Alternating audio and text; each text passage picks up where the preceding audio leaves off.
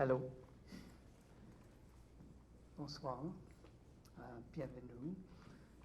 Mon nom est Robin Simpson. Je suis le coordinateur des programmes publics éducatifs ici à la Galerie Ellen, Concordia Université. Puis, elle est rassemblée ce soir pour une conversation autour de le projet Out of Sight, signé par Linda Gaudreau. Puis, ça va être, j'espère, une conversation conviviale. Je présume que tu es familière un peu avec le projet Out of Sight, qui on est maintenant dans le quatrième semaine, qui est un projet quand même complexe, parfois chaotique, porous, avec plein de changements, des improvisations, les recettes d'une exposition qui est toujours en process de développement, l'histoire d'un film noir aussi en développement, qui prend la forme d'une visite guidée.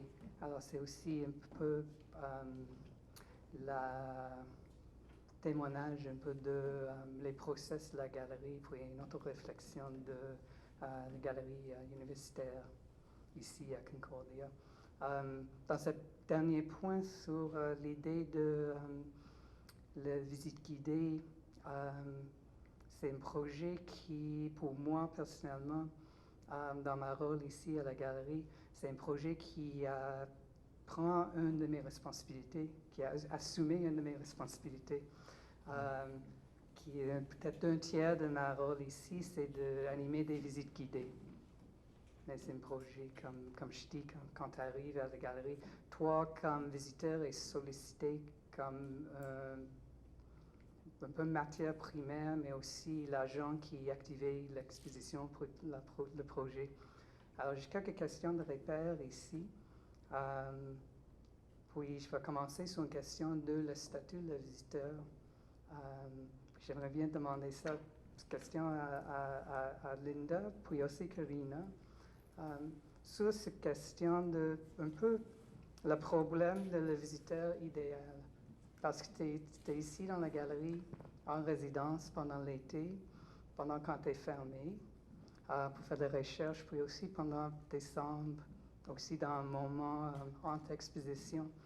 Puis, ça a commencé avec un storyboard, avec un scénario que tu peux voir dans salle A, là, où il y a l'idée d'un visiteur singulaire ou un visiteur unique. Mais ça ne sait pas nécessairement comment est-ce que ça déroule ici à la galerie, où les portes sont ouvertes, puis parfois tu accueilles un visiteur unique, parfois tu accueilles des groupes des étudiants, parfois personne passe par ici. Alors je demande un peu comment est-ce que ce visiteur idéal, ce fantasme d'un visiteur a influencé puis déterminé un peu la conception de notre projet avant que ça ouvre à le public? Je pense qu'on a sûrement les deux quelque chose à dire là-dessus. Pour moi, il n'y a pas de visiteur idéal. Je pense que non plus. Ouais, non. On est assez d'accord là-dessus, je pense. Non, on l'a dessiné, c'est-à-dire que Bruno, le dessinateur, le fait parce en fait, au début même, on pensait que ça serait plus un projet pour un visiteur à la fois, ou des petits groupes. Donc, on a fait un visiteur sur les dessins. Mais je ne sais pas si on répond à la question. Qu'est-ce que c'est? Qui est le visiteur ou comment on l'envisageait? Ou de un à un groupe, juste. C'est-à-dire au début, on imaginait, on se disait qu'idéalement, la visite guidée serait pour peut-être 1, 2 ou 3 visiteurs, mais on a eu beaucoup de groupes. Et là, on appréhendait les groupes parce qu'on pensait qu'on allait perdre cette intimité. Si je peux réfléchir sur l'idée du visiteur idéal, c'est qu'on voulait fabriquer une intimité avec le visiteur. Donc, partir du moment où on envisageait qu'on allait recevoir un groupe, on se disait, on n'aura pas cette intimité. Mais on a vraiment été surprise parce que on a eu autre chose, puis c'était vraiment incroyable. Il y avait une autre énergie, et donc, ben, peut-être si je pense visiteur idéal, c'est quelqu'un qui a envie de jouer aussi, qui a envie de vivre cette expérience, et que ce soit une personne ou deux ou un groupe, en fin de compte, on retrouvait ça. Et donc, c'est fantastique, on a été surprise par ça. Ben, en fait, ça nous a... La question, je pense, c'est du mouvement du visiteur, puis son aisance à se déplacer ou j'étais pour dire à respirer avec nous, c'est-à-dire à juste réagir, en fait, de ne pas être juste contemplatif, puisqu'on n'est pas des images nous-mêmes.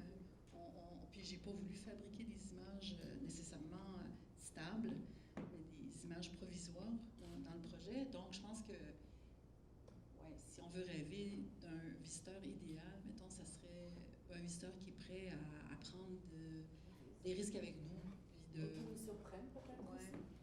qui se permet d'être à l'aise avec nous, qui réagissent. Je ne sais pas si Alexandre a quelque chose à dire là-dessus. Non, ben j'étais pas là pendant, parce qu'en effet, quand on travaillait au son, c'était plus intime, puisqu'on avait fait des tests sur des petits groupes, ou des 1, 2, etc. Ouais. Puis c'est vrai qu'au départ, on parlait d'un seul visiteur ou pas trop, mais j'étais pas là quand il y avait des groupes. Fait que c'est plus pour vous, est-ce qu'il y a eu des grands groupes du type de plus de 15 ou... Ah oui, du 15-20. Ah ouais. Et ça fonctionnait quand même. Ah ça, oui, ça fonctionnait très bien. Ouais, donc c'est ça. Après, ça devient une démarche empirique pendant le processus de voir qu'est-ce qui se passe, puis comment vous improvisez en relation à ça, etc., etc. Mais moi, je trouve qu'en effet, ça s'adapte, puis c'est pour ça que c'est un truc en processus.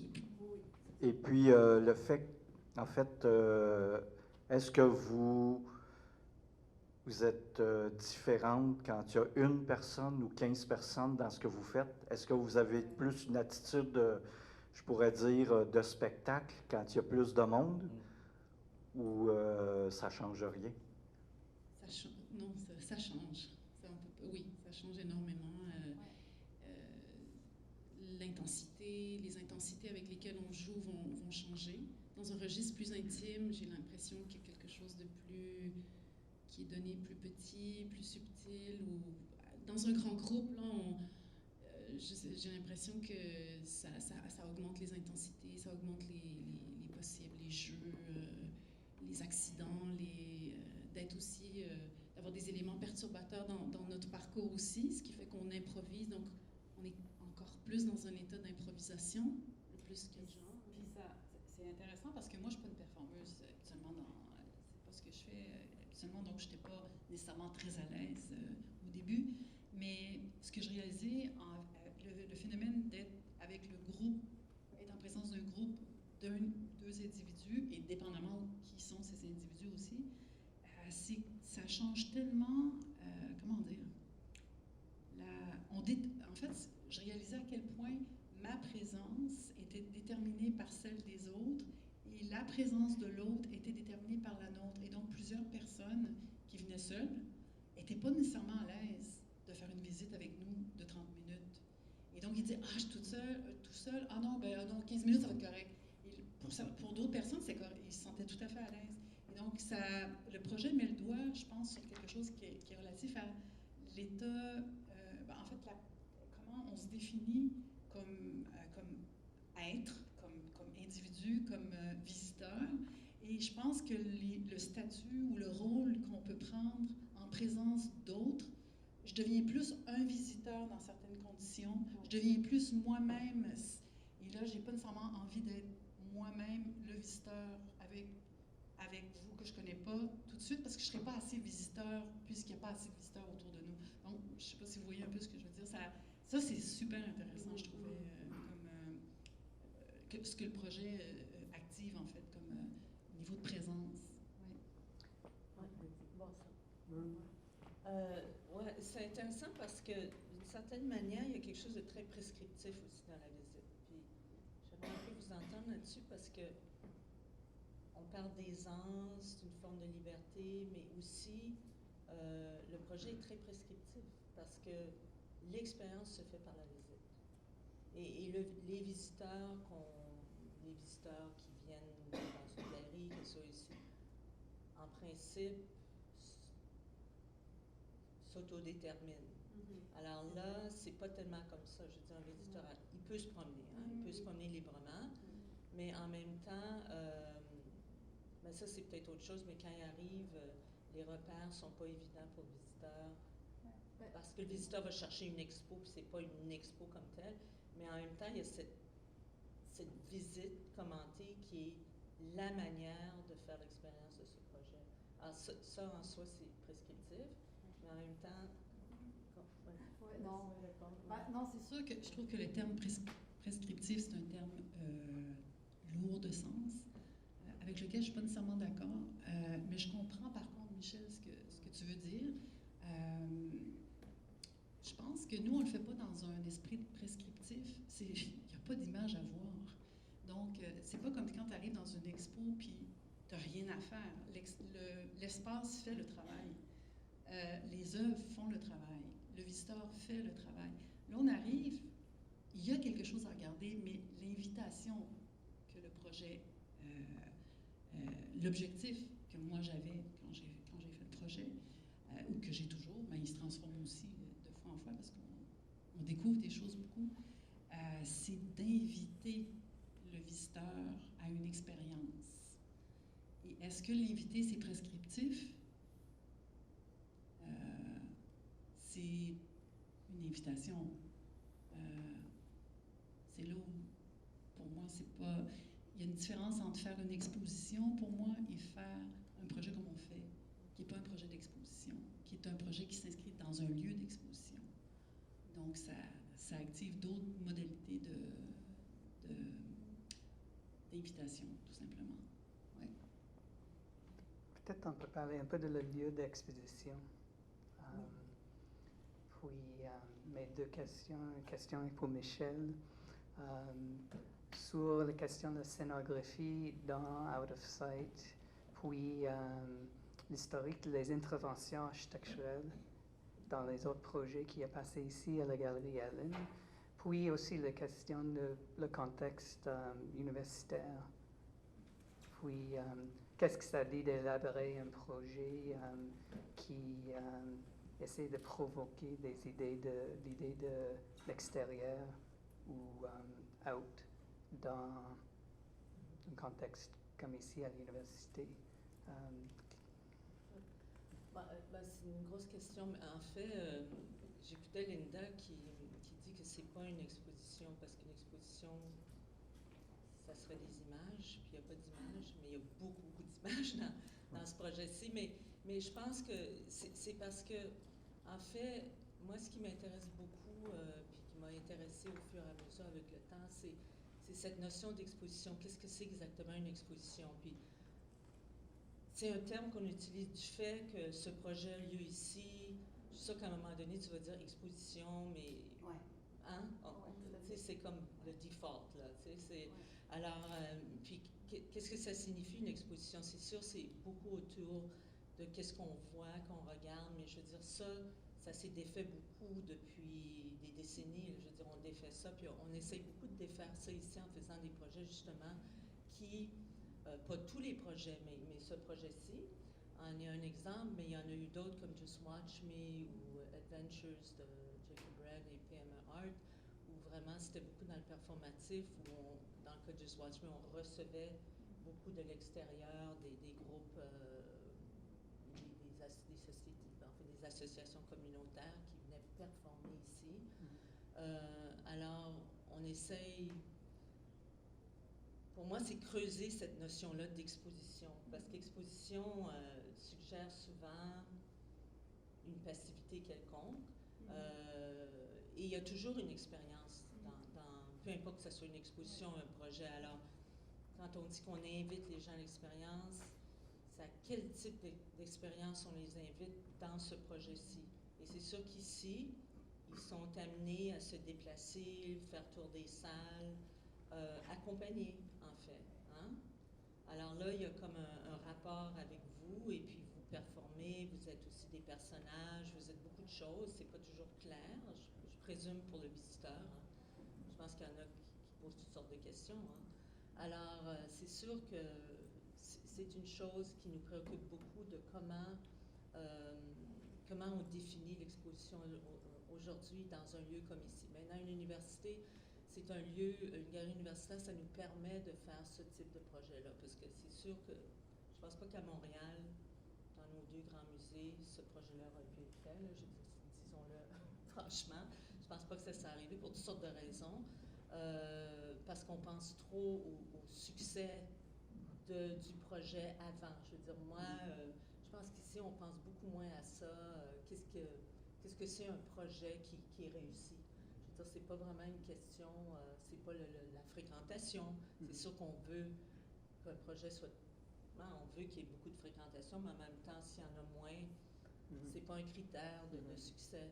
Alors, toutes ces questions-là, c'est sûr, mais moi, avec les années, je suis ici depuis plusieurs années, cet espace est quand même configuré comme il l'est. Hein. Il y a 5 aires d'exposition et il y a ce rapport entre ces lieux. C'est toujours intéressant pour moi d'inviter des créateurs ou des concepteurs, des commissaires qui essayent de penser autrement cet espace. Puis en même temps, il y a plein de contraintes parce que c'est difficile parfois de penser ça, donner d'autres fonctions à ces espaces-ci. Puis vous l'avez bien réussi en ouvrant, parce que je ne sais pas si vous savez tous, mais on peut pénétrer dans cette espèce de couloir entre les 2 galeries. Ici, c'est une porte, là. Puis ça, c'est assez extraordinaire d'avoir ouvert ça. Et puis, personne n'y avait pensé avant. Puis finalement, on peut investir cet espace qui est comme dans les coulisses, au fond. Hein. Il y a déjà eu un projet où les gens pouvaient entrer dans la réserve, par exemple, où on a au fond, inversé, c'est-à-dire sorti de la réserve un nombre important de tableaux et sculptures et on les a installés dans la galerie selon le mode de rangement dans la réserve. Alors, on faisait comme retournement. Et ça aussi, c'était vraiment intéressant. Alors, c'est d'essayer de penser, justement, l'espace autrement, puis l'expérience aussi du visiteur. Mais peut-être aussi, on pourrait un peu parler d'Out of Grace, c'est un autre projet, mais ça, c'est peut-être pour plus tard. Mais quelqu'un d'autre Non, peut-être, mais c'est un bon bridge de parler un peu de Out of Grace. Votre projet, c'est date de 2010. Oui. Puis, Quel aspect? mais peut-être décrire un peu comment est-ce que tu as réfléchi sur le projet d'Out of Grace. Peut-être tu peux décrire Out of Grace un peu pour les personnes ici qui n'ont pas vu. Ils font toutes les 2 parties de Out. Depuis la série Out, puis aussi comment est-ce que tu vois les liens entre de travailler dans le même espace, dans 2 façons différentes. Oui, c'est ça. Donc, ça fait partie de la série Out. Je le dis en anglais parce que ça fait plus Out, je trouve, en anglais qu'en français. C'est vraiment Out.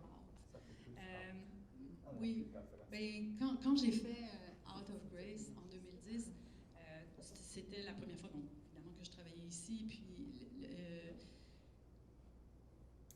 c'était beaucoup centré, je dirais, sur juste le phénomène pour moi d'entrer avec les... Karina faisait partie du projet, de faire entrer le corps humain pendant toute la journée, encore une fois, pendant 5 semaines.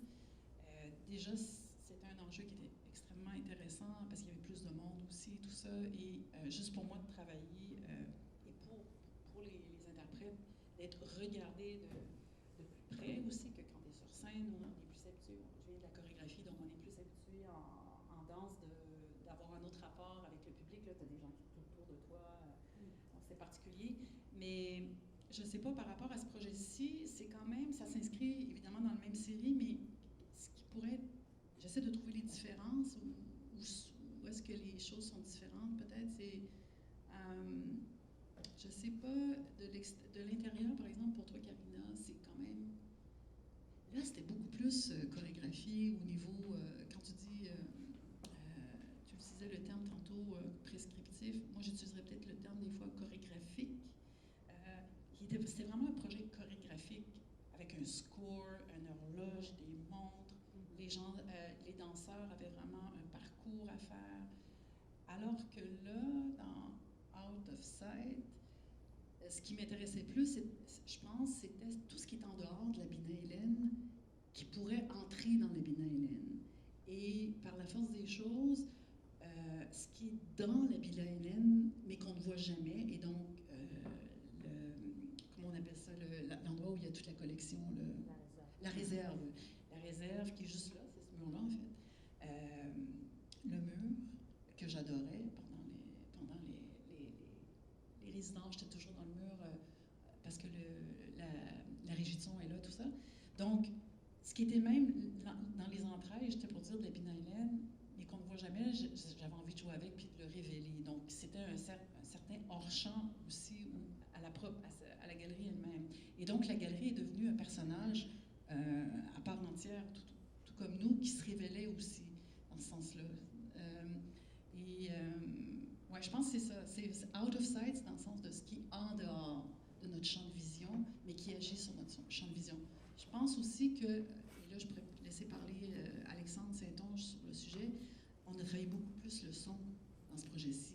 Toute la question de percevoir l'image à venir, qui n'est pas encore là, à partir du son, à partir de d'autres indices.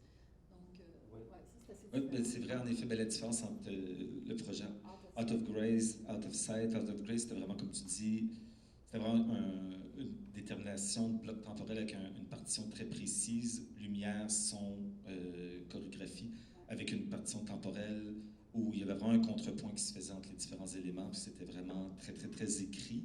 Puis c'était pas nécessairement un travail sur l'extériorité, mais sur les assemblages, puis les contrepoints, puis une accumulation chorégraphique, des accumulations en art visuel, etc. C'était plus une réflexion là-dessus, tandis que là, en effet, c'est plus, quand tu dis de faire rentrer, plus une réflexion sur le hors-champ, les choses qui sont extérieures à la galerie, autant que ce soit les outsiders, les artistes outsiders, de l'art brut, tous ces trucs-là qu'on voit moins, les trucs que Martin a amenés aussi, etc. On va peut-être pouvoir revenir là-dessus plus tard. Mais par rapport, juste au niveau de la perception, si on a travaillé systématiquement sur, par exemple, tu es dans un lieu, puis entendre des sons qui proviennent d'un autre lieu de la galerie, c'est-à-dire tu as un sujet qui est là, mais un déplacement au niveau de son son, ou la présence sonore provient d'un autre lieu. Fait qu'à un moment donné, on est par exemple dans la salle C, dans le fond, et Linda fait des sons ici qui sont projetés seulement dans l'atrium, par exemple, ou seulement dans la A. Juste travailler toujours sur un déphasage là-dessus, au niveau de la perception, juste pour créer comme des... Puis c'est un peu moins, c'est écrit, mais il y a aussi plus d'improvisation dans ce projet-là aussi. Fait qu'il y a une implication physique performative qui se développe pendant l'exposition, ce qui est vraiment comme assez important, alors que l'autre, c'est beaucoup plus fixe quand même, à part cette accumulation visuelle, chorégraphique. Il y a une autre chose qui me vient à l'esprit. Je vieillis, il faut que je dise tout de suite, sinon je vais l'oublier. Au niveau du style aussi, je dirais que ce qui était le out, je dirais qu'on en discutait ce matin avec Karina, c'est une comédie. Et une comédie dans une galerie, c'est particulier aussi à faire. C'est un lieu qui est très sérieux. Et je dirais que le hors-champ de la galerie et notre propre hors-champ, c'est le fait aussi de découvrir nous-mêmes en faisant le projet qu'on est en train de jouer sur un registre de jeu qui est de l'ordre de la comédie aussi. Et ça, c'est nouveau pour nous. Il y a toujours de l'humour dans mon travail, je pense.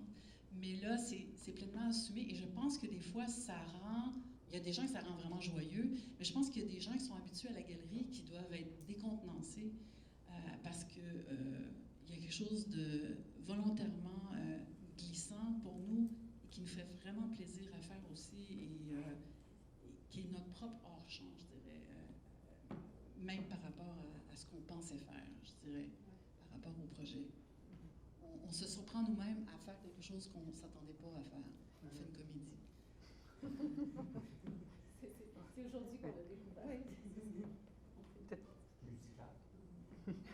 Ça, c'est peut-être la semaine prochaine. Ouais, ça, c'est bête. J'ai senti Alexandre des notes qui va venir. J'ai senti un chant. C'est une comédie musicale. J'ai une question pour Martin, mais peut-être... Ouais, c'est plus juste pour une élaboration un peu sur votre contribution à l'exposition, les conversations avec Linda, tes projets, le projet Traveling, qui est aussi une question de out, de sortir de l'atelier, de déambuler dans la ville, mais aussi une façon de compléter l'image ou faire une extension de l'image, mais aussi, toi, tu es musicien, C'est vraiment un artiste sonore avec une formation en art visuel. Puis peut-être de répondre un peu avec qu'est-ce que Alexandre a décrit autour de les petites... mais comment le son fonctionne dans l'exposition, dans une forme de contamination, puis une extension de l'espace, puis comment est-ce que tu vois tes projets, votre contribution dans le projet, en correspondance avec les autres éléments? Bonne question. En fait, c'est la première fois que je vois l'exposition. Je suis venu au vernissage.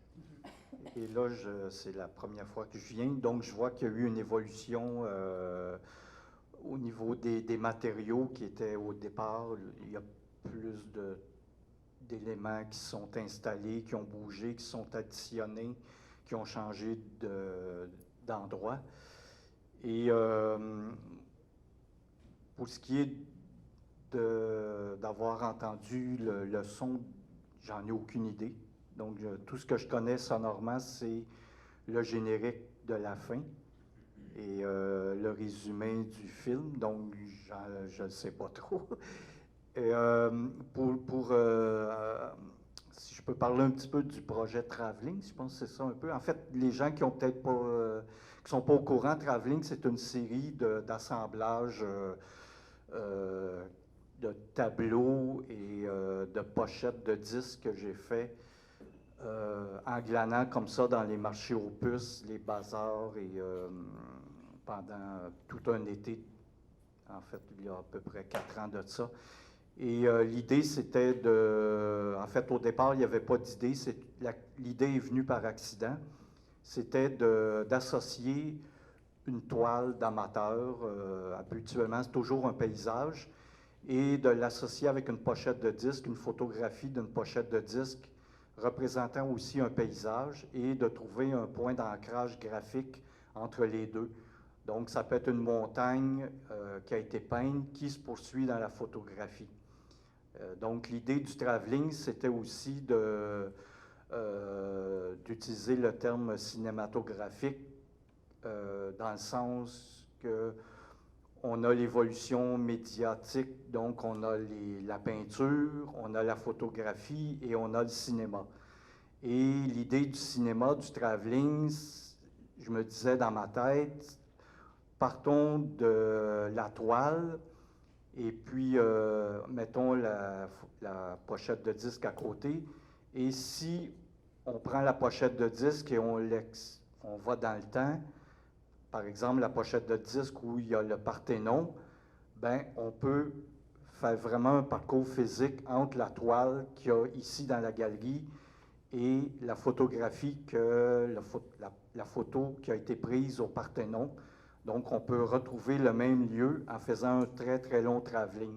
Et là, ce qui arrive ici, c'est que, en fait, les deux éléments sont côte à côte, donc cette espèce de petite fente qui est entre les deux, en fait, c'est une espèce de fente temporelle, si on veut dire.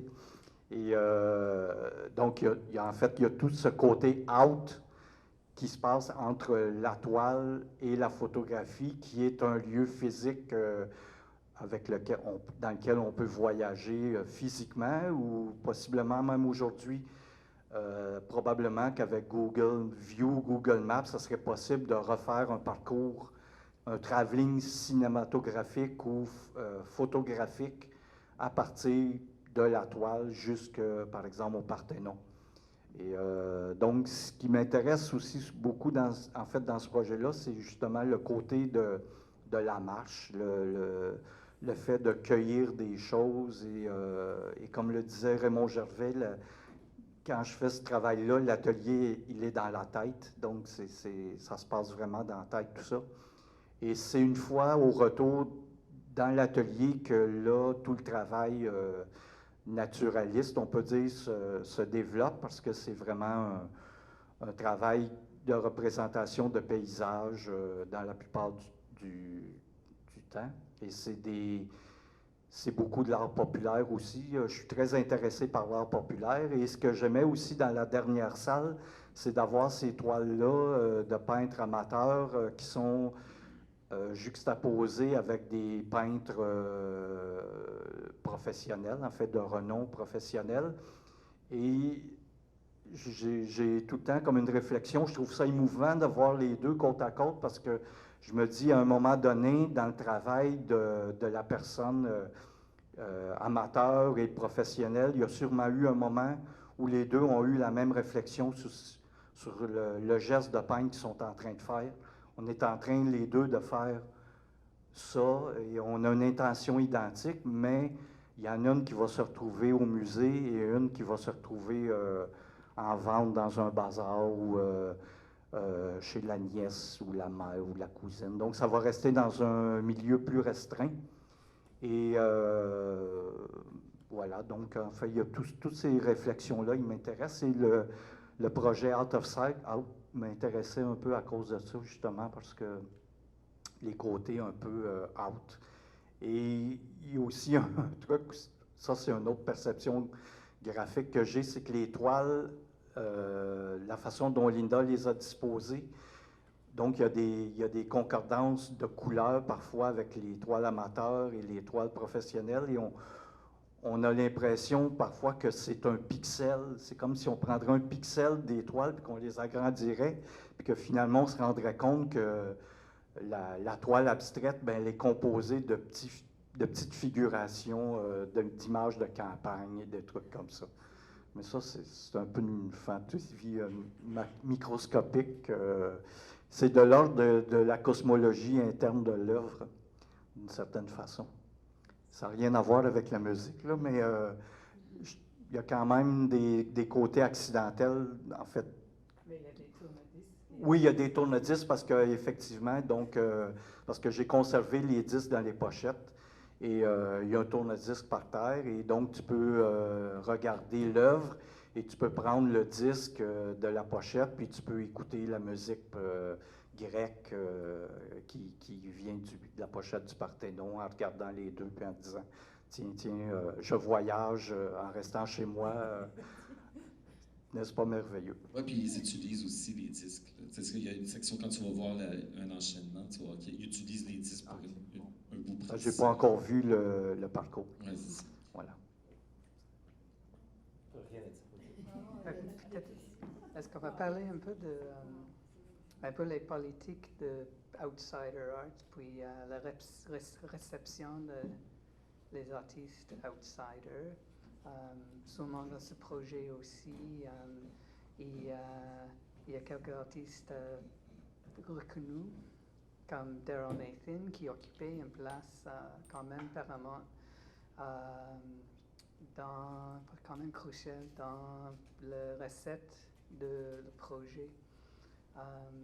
Puis c'est ça, je demande un peu, mais un peu juste autour de la question de l'éthique de la réception puis le redéploiement d'un artiste outsider comme un personnage, d'occuper cette position, de se parler dans leur place, de prendre leur nom quand même dans la performance.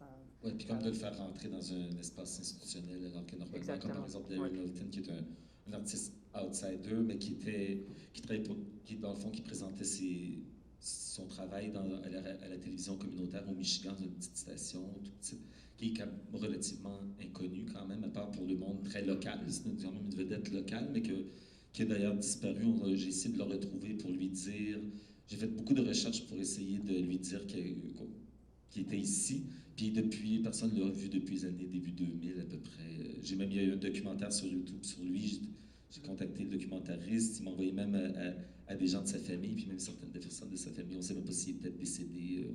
On ne sait pas du tout. Mais tu sais, souvent, comme là, on ne sait pas, il était sous médication, etc. Il y a plein de choses qui peuvent arriver. Fait qu'on essayait de le contacter. Puis dans le cas à un moment donné, on se demandait, avec Linda, qu'on a commencé le processus, c'était quoi qui était out, qu'est-ce qui est in, on voulait faire rentrer des choses qui ont souvent pas de place dans le milieu institutionnel, etc. Puis à un moment donné, elle me dit, ça serait intéressant, soit de l'art brut, des outsiders, autant.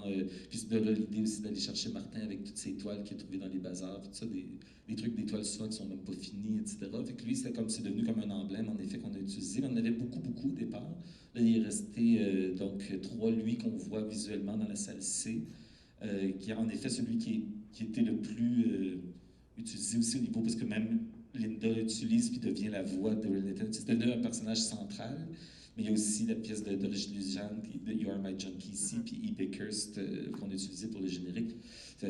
D'autres personnes qui sont absolument introuvables. E. Bakerst, une cassette qui a été trouvée dans les poubelles par quelqu'un qui est Erwin Cholsit, qui a écrit un livre sur l'outsider art aux États-Unis. Il s'appelle Songs in the Key of Z. Puis E. Bakerst, ça a été trouvé dans des poubelles pas loin de la radio WFMU à New York. Fait que personne ne sait c'est qui, on ne sait même pas de quelle origine, etc. Fait que il y a ça aussi un peu comme Martin qui trouve, on ne sait pas c'est qui du tout. Ça, comme lui, on connaît son nom, on a les titres, on a le disque, on a la cassette, on a la date de parution, mais c'est tout.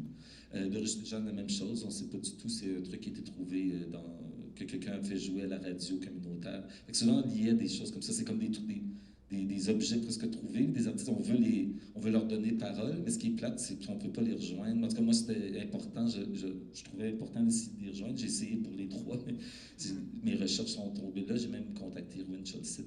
Puis lui-même m'a dit, tu ne pourras jamais retrouver, on ne sait même pas, tu n'as pas plus d'informations que je peux t'en donner. J'ai écrit un livre, j'ai fait des recherches moi-même, etc. Fait que, en effet, le côté, il y a plein de c'est assez complexe comme question, parce que là, comment on donne une parole, on aimerait ça qu'ils soient au courant par contre, mais en même temps, au moins, ça montre leur travail. C'est déjà ça, après, il y a un travail au niveau du crédit, puis il y a tout en tout cas, même moi, je me suis posé des questions, même au niveau de la réappropriation, toutes ces choses-là, que je trouvais comme délicates, mais intéressantes en même temps. Fait que, je dirais au niveau éthique, ce que je trouve qui est intéressant, c'est par rapport à Out of Sight, ce qui est visible, ce qui n'est pas visible, c'est souvent pour moi, en tout cas, mes principes éthiques que je trouve importants, c'est ce qu'on voit, ce qui est perçu, c'est pas nécessairement ce qui existe seulement. C'est-à-dire de se rappeler tout le temps qu'il y a beaucoup de choses qu'on voit, tout ce travail-là de tous ces artistes-là qui n'est pas vu, qui sera jamais vu non plus, mais que ça existe, de toujours garder ça en tête, puis de confronter ça avec des artistes qui sont reconnus, qui sont très visibles, c'est intéressant, mais toujours ça devient aussi des objets conceptuels pour représenter cette idée que les choses imperceptibles, même si on ne les perçoit pas, ça existe. Puis toujours garder en tête que les choses qu'on ne voit pas existent malgré tout pour résister à toute l'apologie de la visibilité qu'il y a, mettons, même ici avec le quartier des spectacles, etc., etc. De plus en plus, même l'art contemporain, même les arts sont plus axés sur la visibilité, puis sur l'importance d'être vu, puis les médias sociaux, ça va dans ce sens-là aussi, plus que se rappeler qu'il y a une résistance à quelque chose qui n'est pas perçu, puis que ça existe, puis que ça peut avoir autant de valeur, en fait. Ouais. Peut-être par rapport à ça aussi, et ne pas les nommer outsiders aussi. En Ouais, sens ouais. que nous, parce que entre nous, en travaillant, des fois, on utilisait ce terme-là, mais ce n'est pas quelque chose que j'utiliserais comme terme pour qualifier leur travail. Mais c'est un phénomène, évidemment, dont on est conscient, qui existe en art, en dehors de l'art aussi, surtout. Puis dans l'art, j'étais pour dire vivant dans le sens que dans la vie. Mais c'est pas quelque chose que j'utiliserais comme terme facilement. Parce qu'en même temps, je le folklorise. Donc, je suis très consciente de ça. Puis, on n'a pas envie de folkloriser les outsiders non plus. C'est pas le but. Par contre, welcome à d'autres gens, à donner la chance aussi. La chance, c'est une façon de parler, là, mais je pense qu'on comprend un peu mon point. D'ouvrir, en fait. Ouais. Mais c'est encadré dans un projet qui investigue l'idée de out. Oui, tout à fait. Oui, out. Tout Oui. qui n'a pas de place dans la galerie. Alors, peut-être c'est pas nécessairement nommé, mais comme tu as dit, comme out of sight et tout coordonné comme ça. Que moi, je considère, c'est mon point de vue aussi. Michel Thériault n'aurait sans doute pas le même point de vue. Les gens qui travaillent à la galerie n'auraient sans doute pas le même point de vue. De qu'est-ce qui est out, qu'est-ce qui ne l'est pas à la galerie. C'est-à-dire de mon point de vue, moi, c'est ma perspective à moi de ce qui est out à la Binaïlen. Mais pour quelqu'un qui travaille à la Binaïlen, c'est complètement une autre histoire. Ou quelqu'un qui fréquente souvent la galerie Binaïlen, ça va être complètement différent. Mais donc, sans tomber dans un relativisme un peu mou, là, en tout cas, c'était mon point, c'est juste de dire, on était quand même, on essaie d'être vigilant sur le fait, sur le vocabulaire qu'on utilise, surtout qu'on est dans un milieu de l'art où chaque chose est nommée, le discours est extrêmement important. Donc, ouais, on est conscient de ça. Ben, en fait, c'est que le discours outsider a déjà été beaucoup récupéré dans le milieu de l'art. Je veux dire, il y a eu une biennale de Venise. En 2013, c'était absolument ça, toute la biennale. Le Palazzo encyclopédique, c'était tout ça. Et puis, du fait que cet art-là a été présenté, on le retrouvait après dans les galeries commerciales de New York. Je me rappelle avoir eu, alors partout dans le monde, on est allé chercher du outsider art, et puis on a marchandisé ça. Mais c'est parce que l'outsider, quand on parle de l'art brut, il y a un musée de l'art brut. Je veux dire, depuis longtemps, l'art brut est reconnu, l'art produit par des gens qui ont des troubles mentaux, qui est très différent de ce que toi, tu collectionnes. Peut-être que ces gens-là peuvent avoir aussi des troubles mentaux, on ne sait pas. Mais je veux dire, de retrouver cela dans une galerie quand même, dans un projet qui s'appelle Out, c'est difficile de dire que c'est pas outsider. Tu comprends ce que je veux dire? Non, mais je suis pas d'accord. Oui, d'accord, mais le projet s'appelle Out. Non, mais ça fait pas pour autant des gens, des outsiders. Oui, mais c'est présumé aussi, mais d'une certaine manière, moi je vois pas que c'est... Je présume pas du tout que c'est du outsider, ou de façon Daryl, personne ne sait ça. Les gens viennent ici puis écoutent ça, voient son image, de toute façon ils ne connaissent pas en général, et je pense pas que personne s'imagine qu'il est nécessairement outsider ou pas. Je pense, c'est ça. C'est ça. Alors, mais c'est pas nommé tout ça. C'est sûr qu'on voit une différence entre des petits tableaux et puis un tableau, mais plein de gens ne savent pas qu'il y a un Molinari, reconnaissent même pas ça, ni un Jean McEwen, et certainement pas un Alfred Pinsky, puis qui est l'autre, Carol Fraser aussi, sûrement pas non plus. Mais il y a différents registres, je reconnais, c'est sûr, il y a différents registres qui jouent ici. Puis, d'une certaine manière, quand tu me dis, ah oui, moi, je ne verrais pas le Out de la même manière, ou la galerie n'est pas une personne, je veux dire, la galerie, je ne sais pas ce qu'elle pense, mais en fait, moi, je pense, ou Catherine, ou d'autres personnes, ou Robin pense. Mais je veux dire, c'est sûr que le Out, moi, je trouve que le Out dans ce projet-ci est dans les repères. C'est-à-dire qu'on est désarçonné, on a des difficultés à faire ces repères dès qu'on rentre ici. Alors pour moi, le Out, il fonctionne vraiment là, parce qu'on fasse entrer des tableaux d'amateurs, d'accord, je veux dire, est-ce qu'on ferait jamais ça, je ne sais pas, est-ce qu'on ne veut pas faire ça, j'ai aucune idée. Je veux dire, le lien entre l'art populaire puis le high art est quelque chose qui est exploré quand même depuis un certain temps, mais puis on travaille pas contre ça ou pour ça, mais c'est plutôt qu'on arrive ici, puis on a un accrochage où on n'est pas sûr de comprendre quel est le registre. Puis c'est ça qui est vraiment intéressant, c'est dans les registres et les repères, je trouve, dans ce projet, parce qu'on entre dans cette grande salle, puis tu sais, je regarde des gens qui se retrouvent dans une grande salle, puis là, il y a tout de suite une place où mettre ses manteaux. Alors, qu'est-ce qu'on fait? Est-ce qu'on est supposé de mettre son manteau là ou pas? Ou bien est-ce que c'est pour des costumes? Alors là, on ne sait pas trop. Les gens se retournent, ils regardent ce qu'il y a au mur, mais là, c'est pas éclairé. Alors, mais c'est ce qui est intéressant, c'est qu'ils continuent à la regarder, hein, beaucoup, souvent. C'est vraiment intéressant. Alors ça, c'est vraiment l'exposition comme tu mentionnais, Linda, plutôt, les gens veulent voir quelque chose. Alors, c'est ça, c'est la primauté de la vision là, qui joue très fort. Et j'ai vu des gens debout là, regarder ça parce qu'ils ne savent pas trop où s'orienter. Alors, leurs repères sont... Puis ça, je trouve que ça marche très fort dans ce projet. C'est comme au début du projet, Linda t'a dit que l'importance de combler l'image. Puis, il y a le côté, Martin a évoqué le côté cinématique qui est présent dans la galerie. Puis, aussi pour moi, réfléchir sur la visite guidée. La visite, c'est un peu comme... À cause que c'est vrai que c'est c'est strict. Il y a des moments où tu es toute seule d'être un peu plus libre, parfois dans la galerie, puis il y a un autre moment dans la salle des roches. Mais il y a beaucoup de moments où tu es vraiment directé. Alors, peut-être on peut aussi parler un peu de les gestes cinématiques dans l'espace comme ici, à la galerie. Puis c'est aussi une question que je lançais à Michel, un peu parce que la galerie a une longue histoire de présenter des vidéos. Puis aussi, mais aussi des réflexions sur les surfaces projection. Puis il y a toujours des enjeux d'une question de la contamination de sang et tout ça, mais aussi un peu le site quand même strict dans la galerie. Dans cette galerie, il n'y a pas beaucoup de... Il y a des façons d'adapter la salle, mais on a aussi quand même un plan plus ou moins fixe avec l'espace ici. Mais plus ou moins juste question de la cinématique dans le projet, mais cinématique, une expérience corporelle.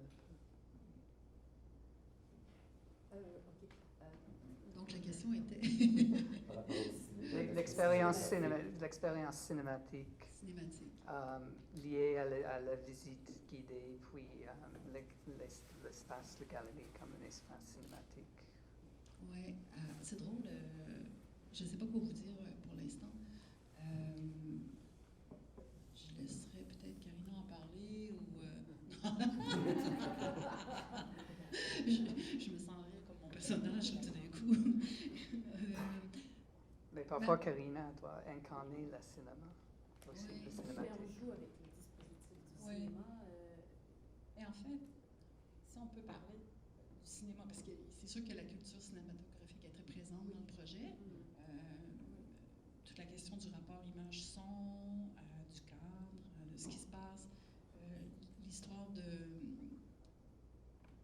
Comme je dis souvent, je travaille toujours dans des rectangles. Donc, que ce soit le rectangle de la scène, ce que je faisais plus avant, moins maintenant, la galerie avec ses 5 rectangles plus le grand rectangle. Donc, c'est un peu comme des photogrammes que des fois j'essaie de lier d'une salle à l'autre. Donc, où le cinéma peut peut-être s'infiltrer, ou en fait c'est des stratégies cinématographiques. En fait, c'est même pas des stratégies, c'est-à-dire ça opère comme ça des images. Quand tu fais du montage en cinéma, c'est que tu as un photogramme, un autre, et puis à un moment donné, ça fait du mouvement.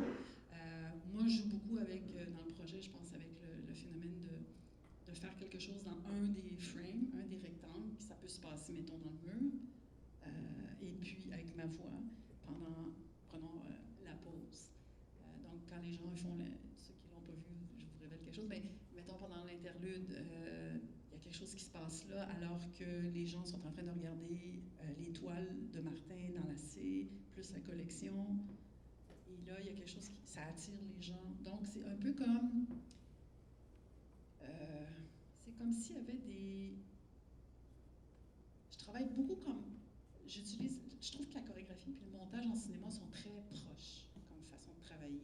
Et c'est un peu comme si je chorégraphiais des images avec des frames, des cadres qui sont vides en faisant le travail à out of sight. C'est-à-dire que je sais qu'à l'interlude, il y a un son qui est prévu avant le temps dans le mur jaune, pendant que les gens sont dans la salle C, et ça va produire un autre frame, une nouvelle image, en créant quelque chose simultanément. C'est-à-dire que parce que c'est beaucoup de questions de temps et de durée, le projet. Et quand tantôt je disais qu'on n'avait pas des images, c'est juste qu'il y a des images, il y en a plein. Peut-être une des différences, c'est que les images sont définies dans le temps, dans ce projet-ci. Les images arrivent et elles arrivent beaucoup des fois par le son qui les appelle, qui produit une troisième image. Donc, tu as le son, tu as un visuel, tu as un mélange des deux, des fois, parce que comme individu, tu ne te rends pas compte que simultanément, tu es en train de vivre son et image, mais tu n'es juste pas dans le bon rectangle, il faut que tu te déplaces ailleurs. Donc là, on produit une image. Et de la même façon, avec la présence physique du corps de Karina ou le mien des fois, où des fois le corps précède l'image qui s'en vient. Donc on joue beaucoup avec ça, c'est-à-dire avec le phénomène du vide entre le son et l'image, ou entre deux images, ou entre une image vidéographique et la présence physique de Karina ou ma voix.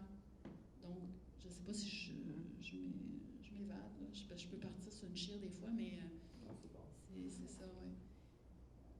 Mais c'était quoi la question? C'était ça. Le cinématographique, oui, c'est ça. Ouais. C'est là où je pense que c'est comme ça que Puis la aussi comme- fonction son, image, c'est comme ça que je le fais. Ouais, puis tu travailles, puis même l'idée de travailler un trailer, pas de travailler un film fini, le trailer étant quelque chose qui annonce un film à venir, qui n'est pas encore là. Tu sais, il y a quand même des références à l'univers cinématographique, comme même pour travailler cette idée de ce qui est à venir, ce qui est en devenir, en processus. Tu joues, c'est tous ces trucs-là. Puis en effet, tu as toujours été obsédé par cette idée de c'est quoi la chorégraphie. Puis pour toi, dans le fond, c'est une question d'écriture. Puis dans le cinéma, il y a cette question, dans le montage, quand tu travailles avec Marlene, juste le montage cinématographique, que tu disais que c'était très proche de la chorégraphie, du chorégraphique et de l'écriture aussi. Fait que c'est comme ces parallèles-là. Là, que...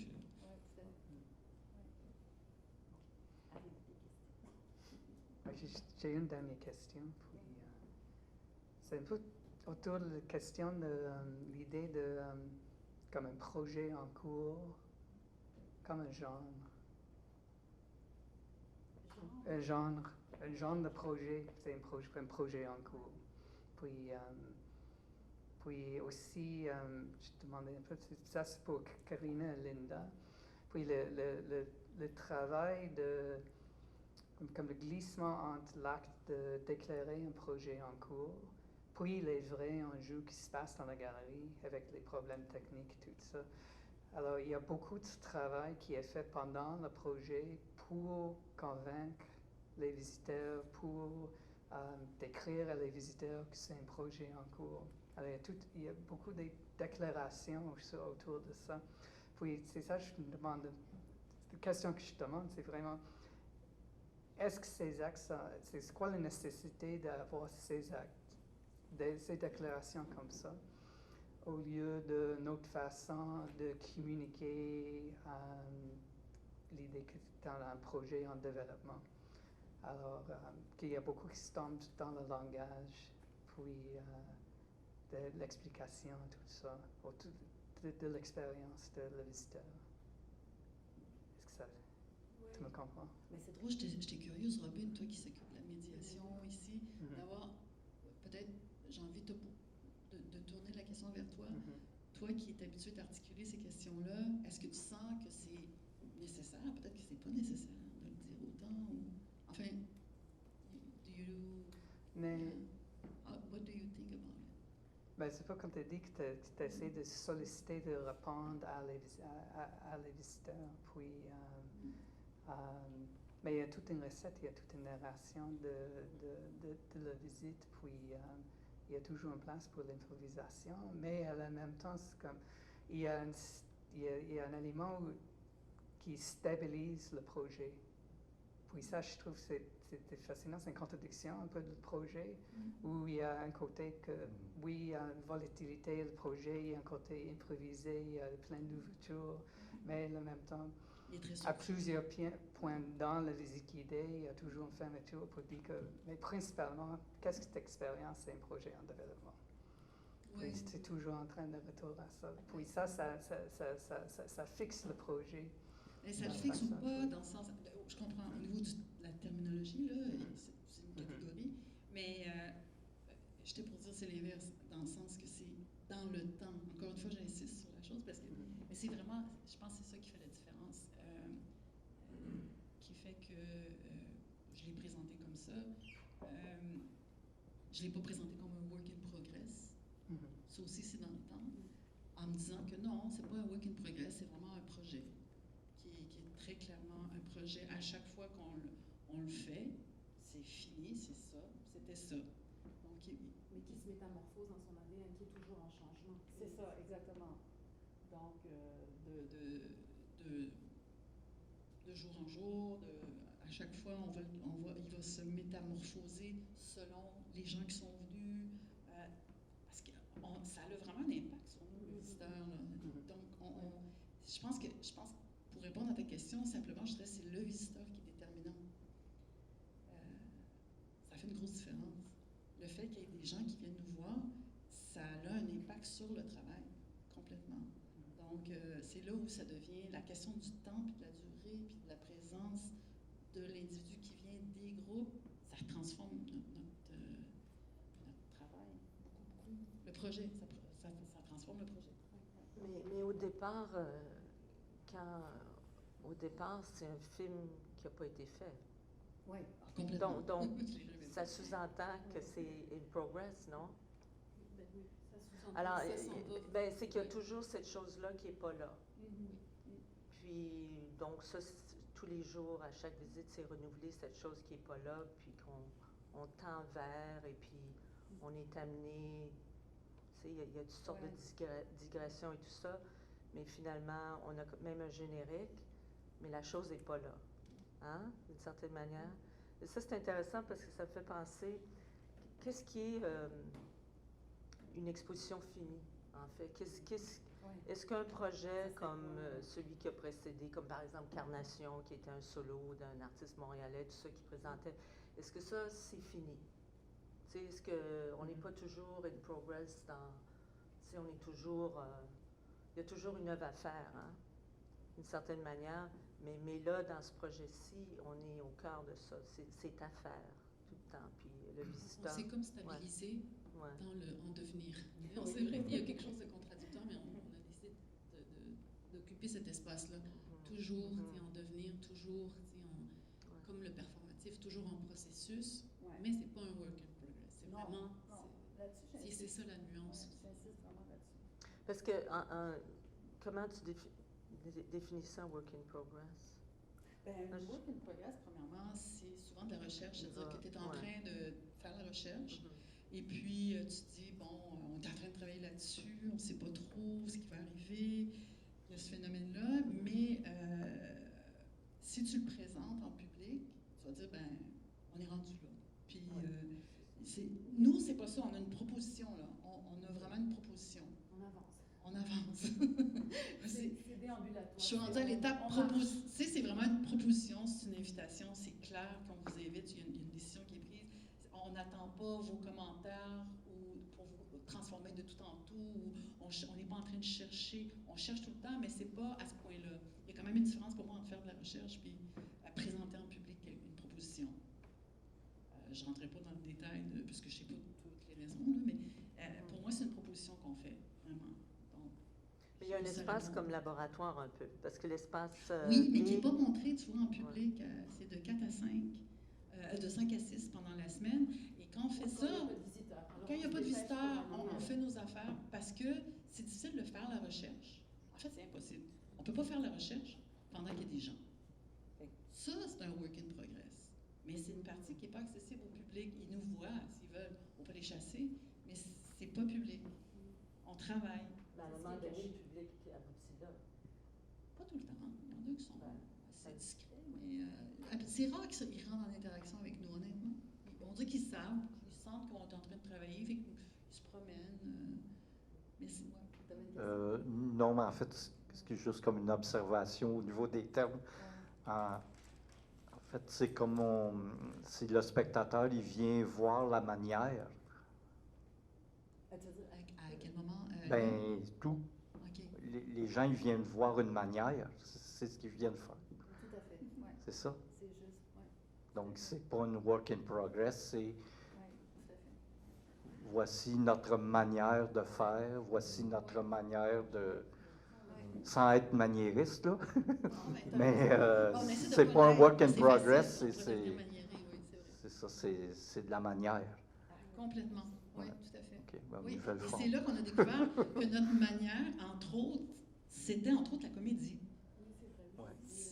Ben, la comédie, c'est une forme, c'est pas une manière. Oui, ben... on est un peu maniéré. Oui, non, mais j'allais juste dire, à propos de la comédie, c'est... J'allais seulement observer que de ce que j'ai capté du projet. J'ai fait une seule visite qui était un peu projet, mais quand vous parlez de la comédie, j'ai l'impression, et de Work in Progress, qu'il n'y en ait pas un, mais il y a peut-être aussi comme une comédie sur l'idée de Work in Progress, que vous performez dans un sens. Moi, je vois aussi cette espèce de regard un peu de mise à distance et de mise en scène de quelque chose qui aussi relève de certains procédés qu'on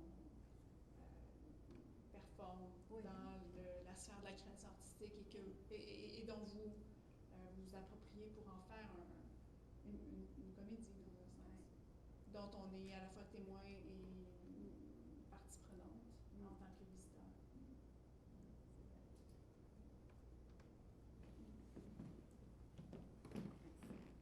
Est-ce qu'il y a des autres questions, des commentaires? Je vais passer le micro. Je vais passer par ici, c'est là. Je pense que c'est plus pour la vidéo, hein, parce qu'ils sont branchés dans la vidéo. Bonjour, merci beaucoup. J'ai pas encore eu la chance de visiter le projet, mais à la lumière de la conversation, là, j'ai une question qui m'intéresse pas mal. Je me suis fait des petites notes là. Premièrement, oui, ça l'adresse en fait le out, puis la relation avec le in. Hein. Alors, trouver un out sort sûrement d'une analyse de ce qui est in. Puis en fait, je trouve que c'est un projet qui remet en question les distinctions entre art visuel et théâtre. Distinction, bon, historique, là, mais les deux formes d'art ont différents propos, différentes manières d'aborder, différentes questions théoriques également. Puis c'est par rapport à la question du spectacle que j'aimerais poser, donc une question qui est très controversée, si on veut, dans les deux, je crois, mais surtout dans les arts visuels.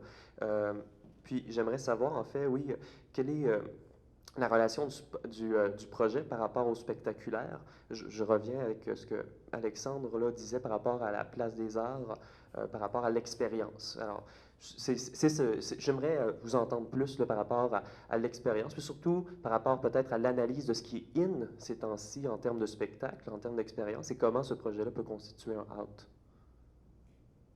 Je vais laisser parler mes collègues. La première réaction que j'ai, c'est, en fait, je ne peux pas le définir, le in puis le out, puis je ne veux vraiment pas être plate en disant ça. Là. C'est un terme que j'utilise, out, juste pour me donner un cadre. Si je fais un trait, là, ça c'est ce qui est in, ça va être out, puis je joue avec, mais sans nécessairement définir ça c'est in, ça c'est out. C'est purement formel. Je fais un carré, puis c'est ce qui est dedans, ce qui n'est pas dedans. Je regarde ce carré ici. OK, il y a un atrium, c'est forcément en dehors de la binaire. OK.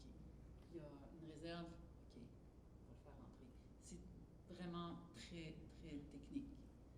La définition que je te donnerai aujourd'hui, elle est absolument... Le reste, ça ne m'intéresse pas de le définir. Je pense que c'est à nous de le définir, à celui qui le visite aussi de le définir. Moi, je joue avec comme artiste, c'est tout. Puis c'est pas pour me déresponsabiliser ou pas répondre à ta question, mais ça m'intéresse pas vraiment de définir quel est le in et quel est le out. Je veux jouer avec ce qui est out. Et la seule référence que j'ai, c'est moi comme individu, comme être humain. Je me sens souvent out. C'est ça mon point de départ. Pourquoi je me sens out? Pourquoi j'ai tant besoin de me synchroniser avec les autres? Pourquoi j'ai ce sentiment que c'est une nécessité qu'on soit tous au même diapason, qu'on partage toute la même chose? C'est plutôt ça qui m'intéresse dans le out. Mais probablement d'autres gens qui ont des choses à dire au spectaculaire, peut-être? Ouais, mais non, mais c'est intéressant, mais en effet, c'est ça, parce qu'on n'a pas... En tout cas, dès qu'on a commencé avec Kinda, on ne se posait pas la question nécessairement pour identifier c'est quoi qui est in, c'est quoi qui est out. Comme elle dit, c'est plus des stratégies formelles, puis tout ça, puis de déplacement. C'est plus ce qui nous intéressait, c'est de voir comment on peut créer des déplacements, des hors-champs pour créer des tensions, qui créent justement des principes structurants internes au processus, qui créent ce que Michel disait tantôt, que dans le fond, peu importe, c'est pas nouveau, comme la Biennale de Venise, il y avait beaucoup d'art brut, etc. C'est pas de temps de faire venir les choses out dans la galerie, tout ça, même si on l'a dit tantôt, j'y réfléchissais, puis c'est vrai que c'était pas ça à la base. À la base, c'est comme plein de principes structurants comme ça pour créer plus comme une indécidabilité après au niveau de la perception, comme tu dis, puis c'est plus là que ça devient intéressant, puis oui, il y a quelque chose qui performe, où on ne sait pas trop où on se place, c'est fait que c'est ces déplacements-là qui sont intéressants, fait que là, on ne sait plus trop c'est quoi qui est in, c'est quoi qui est out, puis en plus, c'est sûr que ça pourrait être des analyses sociologiques, tout ça qui donnerait certains résultats, mais après c'est aussi subjectif, etc. Ça dépend de ta connaissance, ça dépend de ton background. C'est assez complexe cette question-là, puis j'avoue que c'était plus au niveau des stratégies d'hors-champ, puis de la synchronie aussi, que Linda travaille beaucoup. J'ai essayé de comprendre, on se connaît depuis longtemps de toute façon, fait que je la comprends bien, mais très rapidement on se posait cette question-là, c'est quoi qui est synchrone, c'est quoi, puis comme elle disait, de ramener, c'est comme elle, son sentiment de synchronie, puis qu'est-ce que ça amène au niveau justement de l'espace commun? Tu sais, on s'est posé la question par rapport au collectif, à la collectif. On est parti au début d'une réflexion sur la communauté, une forme de communauté de ceux qui n'ont pas de communauté, etc., le groupe, puis très rapidement, c'est devenu d'autres choses, mais c'est toute partie de là à la base. Puis après, le spectaculaire, il faudrait que tu vois un peu si pour toi, c'est un spectacle ou pas, parce qu'il y a un devenir, il y a des choses, mais en effet, on joue des codes du spectacle aussi, mais c'est pas spectaculaire comme esthétique, je dirais, je pense pas, mais en même temps, c'est dur à dire, hein, on est tout le temps dans l'indécidabilité. On mélange parce qu'on est conscient qu'on rend spectaculaire des choses. Je sais pas, là, les nouvelles scènes qu'on a, on a 2 nouvelles scènes depuis vendredi seulement, qu'on fait dans le mur, entre autres. On ouvre la porte, puis on joue un peu comme de la post-synchro. Il y a un côté un peu spectacle dans ce qu'on fait, c'est clair. Bon, c'est pas tant dans le côté, mais c'est très théâtral. Ça, c'est clair. Ouais. On mélange les statuts. Ouais. On mélange vraiment. C'est un peu ça le jeu. On cherche, quand on est dans une galerie, on cherche. Il est où le spectacle aussi? Ouais. Dans peut-être une perception aussi du spectacle, je reviens encore toujours à la salle du fond, il y a les toiles qui sont juxtaposées. En fait, la première fois que j'ai vu cette salle-là, je l'ai trouvée très émouvante. Là, après ça, je me demandais pourquoi je trouve ça émouvant. Et en y pensant, je me disais juste la question, mais pourquoi? Pourquoi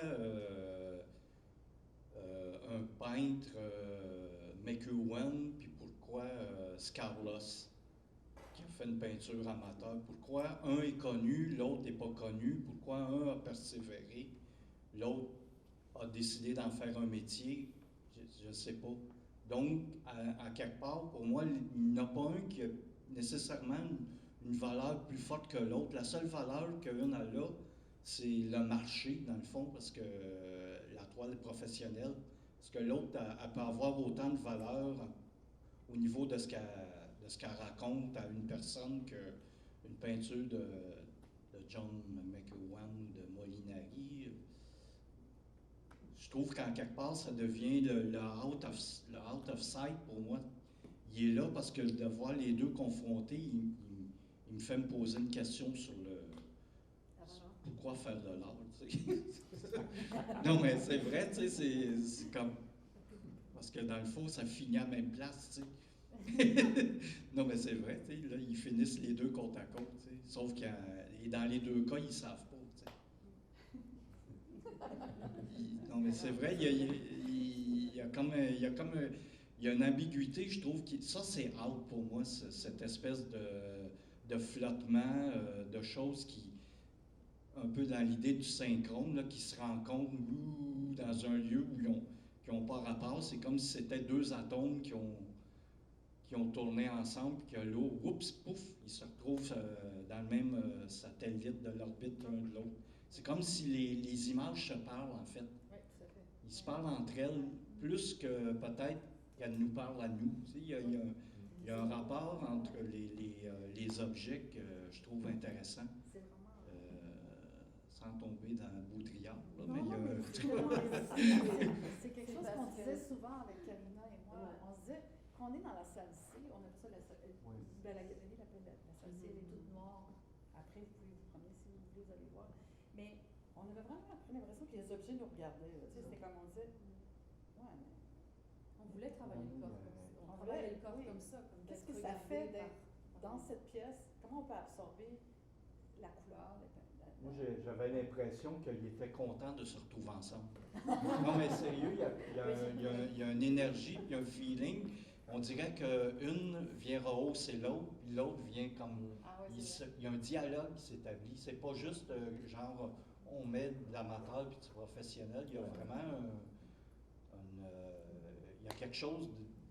Je sais pas comment... Je suis peut-être trop émotif, très sensible à ces affaires-là, mais il y a quelque chose, justement, qui n'est pas présent, mais qui est très fort au niveau de... il y a un esprit étrange. C'est peut-être aussi à cause, justement, de la mise en scène du spectaculaire que des éclairages de Lucie Bazot aussi, qui a créé ça. Parce qu'on n'a pas parlé aussi de tout l'aspect des éclairages qui vient aussi côté le spectacle. Tu sais, ça, ça joue. c'est le théâtre. Ça, c'est théâtre. Mais aussi, c'est parce qu'on ne les éclaire pas comme on le fait d'habitude dans une galerie. Ouais. C'est ça qui aussi qui fait qu'il y a un discours entre eux. Parce que d'habitude, l'éclairage est dirigé et tout ça. Je veux dire, on n'éclairerait jamais comme on éclaire à Molinari, comme on l'éclaire ici. C'est absolument impossible. Ça se ferait tout à fait. Mais comment on l'éclairerait? Alors déjà, On on l'éclairerait. Il n'est pas éclairé. Ben, il est éclairé. Ben, à un moment donné, il y a un éclairage. Dessus, hein? Eux, es-tu là? Il y a un spot dessus. Oui, mais c'est clairement pas un éclairage de monstration d'œuvres d'art. Et puis ça défait ça défait ce code-là. Ça, c'est intéressant. Puis je pense que ça nous amène à lire les œuvres différemment. Et ça, c'est vrai. Non, tu as tout à fait raison. Je pense que c'est ce que Lucie disait. Lucie Bazot, l'éclairagiste, qui avait vraiment comme jouer avec ça. Un peu comme une paire de souliers, faire ça un petit peu avec l'espace, puis dire, OK, bon, je sais qui ça, on va les murs. Annie Lebel aussi, dont on n'a pas parlé, qui a fait les interventions qu'on voit sur les murs en peinture noire.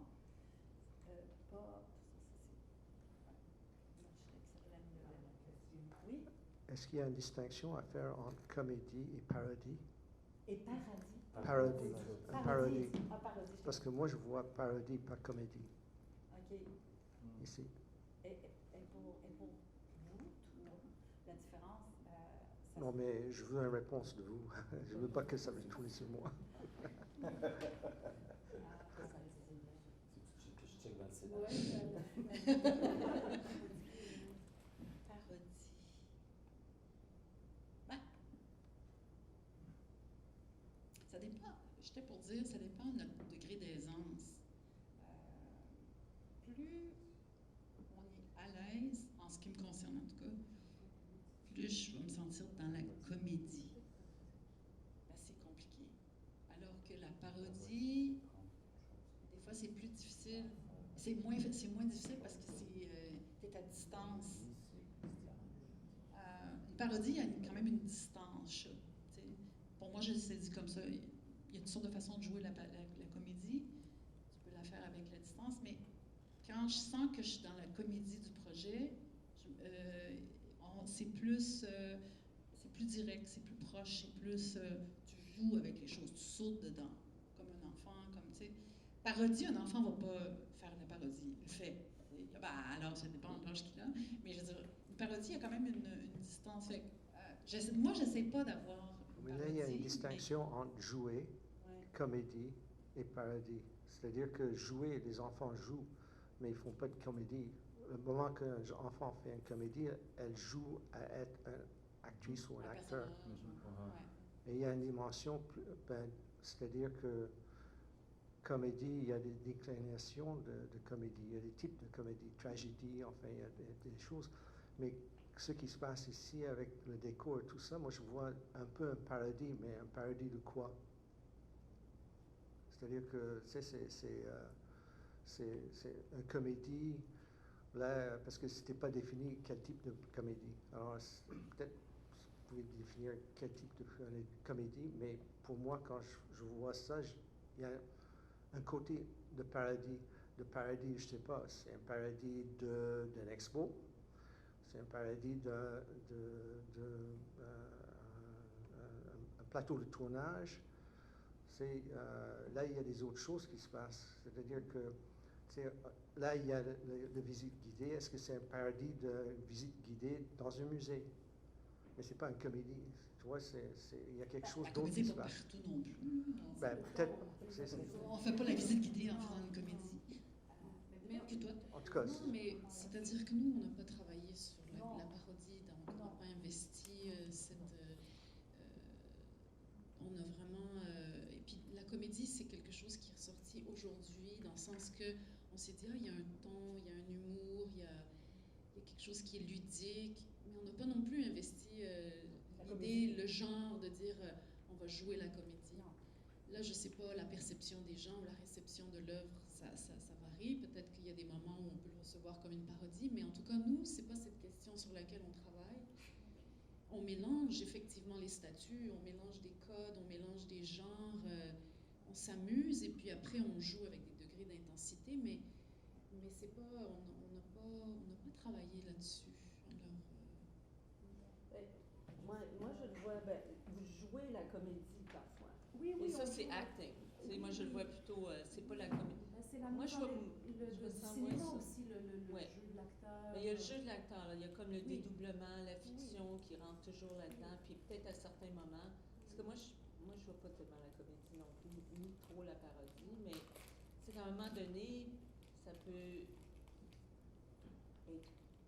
Il y a des moments de comédie, comme là, vous l'avez ressenti aujourd'hui, mais moi, je n'ai pas du tout ressenti ça dans ma visite, ou même une parodie, c'est parce que vous prenez très au sérieux. Ce que vous faites, c'est très sérieux. Autour de... Vous voulez que ce soit sérieux, c'est sérieux. Non? Non, mais je suis pas sûre de ça, parce que je veux dire, je pense que c'est ce qu'on va aussi loin à repenser tous ces codes ou aborder tous les codes, parce qu'il y a beaucoup de codes, il y a tellement de couches là, dans ce projet-là. Je veux dire, tu sais, il y a des couches historiques, il y a des références au cinéma noir, à la littérature de Duras, il y a du kitsch qui fait référence aux années 60, 70, 50, 40.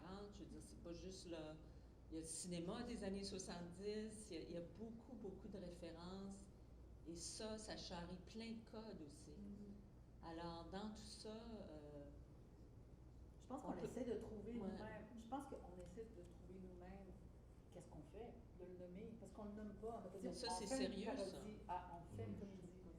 Moi, c'est sérieux, ça, d'essayer de trouver ce qu'on fait. OK, c'est sérieux. On est sérieuse en train de travailler. On est sérieuse dans le travail.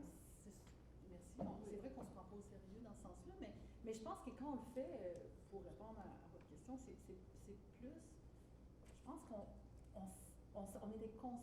S'il y a une chose dont on était consciente de travailler, c'était de travailler toujours sur deux registres. Le registre fiction, largement, qu'on appelle la fiction. On est dans la fiction, ou on est dans le réel avec la personne qui est là devant nous. Puis là, je vais essayer d'être à l'aise comme Linda, mais des fois je suis un peu timide, des fois mais c'est quand même moi. Même chose avec toi, je pense. Puis là, on découvre, vendredi, j'arrive ce matin, je dis à Karina, j'ai l'impression qu'on fait vraiment une comédie. Mais tu sais, c'est comme, j'essaie de comprendre dans quel registre de fiction je suis avec toi. Vendredi, j'avais vraiment l'impression, samedi, qu'on était dans la comédie, vraiment. Mais tu sais, c'est pas quelque chose qu'on a dit, on fait un type comédie. Mais là, je suis arrivée avec cette idée aujourd'hui, je me dis, non, il y a vraiment une comédie dans ce qu'on fait. Mais une comédie dramatique, peut-être, tu sais, ou un côté un peu burlesque, des fois. Tu sais, il y a d'autres cultures qui rentrent. Et je pense qu'on essaie de trouver dans quoi on est, en fait. Fait qu'on n'a pas nécessairement toujours les réponses. Mais c'est bon d'entendre ça, parce que je me dis, bon, ça, c'est une perception, tu vois, que quelqu'un a eu. Bon, OK. On perd nos repères aussi. Oui, complètement. Avec ce brouillage, tu sais, de... Oui.